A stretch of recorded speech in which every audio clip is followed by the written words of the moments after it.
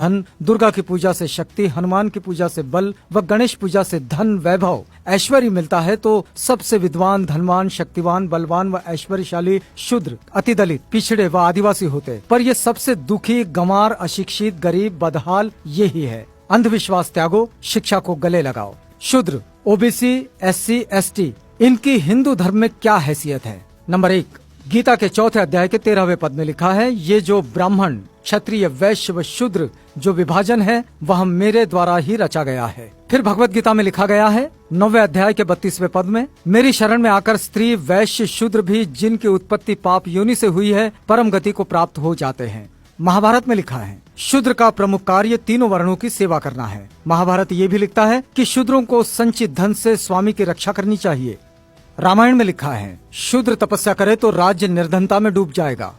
रामचरितमानस में ढोल गवार शूद्र पशु नारी सकल ताड़ना के अधिकारी।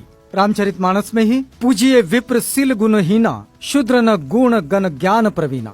आपस्तम धर्म सूत्र में लिखा है वह शूद्र जो ब्राह्मण के चरणों का धोवन पीता है राजा उससे कर टैक्स ना ले। कथक संहिता में लिखा है कि जिस गाय का दूध अग्निहोत्र के काम आवे शूद्र उसे ना छुएं। इतरे ब्राह्मण सूत्र में लिखा है कि शूद्र केवल दूसरों का सेवक है, इसके अतिरिक्त उसका कोई अधिकार नहीं है। स्कंद पुराण में लिखा गया है कि यदि कोई ब्राह्मण शूद्र को शिक्षा दे तो उस ब्राह्मण को चंडाल की भांति त्याग देना चाहिए।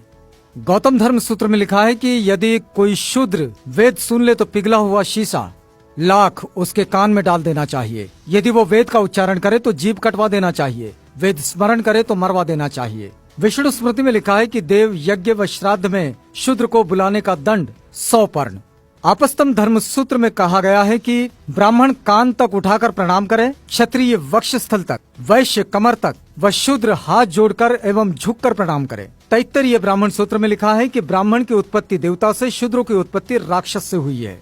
गौतम धर्म सूत्र में लिखा है यदि शूद्र जब तप होम करें तो राजा द्वारा दंडनीय है। शतपथ ब्राह्मण सूत्र में लिखा है कि यज्ञ करते समय शूद्र से बात नहीं करनी चाहिए। विष्णु पुराण लिखता है कि जो शूद्र अपने प्राण, धन तथा अपनी स्त्री को ब्राह्मण के लिए अर्पित कर दे उस शूद्र का भोजन ग्राह्य है। महाभारत के अनुसार शूद्र राजा नहीं बन सकता। गीता के अनुसार शूद्र को ब्राह्मण, क्षत्रिय और वैश्यों की गुलामी करनी चाहिए। रामायण के अनुसार शूद्र को ज्ञान प्राप्त करने पर मृत्यु दंड मिलना चाहिए। वेद कहते हैं शूद्र ब्रह्मा के पैरों से पैदा हुआ है इसलिए वो नीच है। मनुस्मृति के अनुसार शूद्र का कमाया धन ब्राह्मण को बलात् छीन लेना चाहिए। वेद कहते हैं शूद्र का स्थान ऊपर के तीनों वर्णों के चरणों में है। पुराण कहते हैं शूद्र केवल गुलामी के लिए जन्म लेते हैं। रामचरितमानस के अनुसार शूद्र को पीटना धर्म है। फिर भी एक सहनशील शूद्र अब भी इन हिंसक धर्म ग्रंथों और इन देवी देवताओं को सीने से लगाए फिरता है। जय विज्ञान, जय संविधान।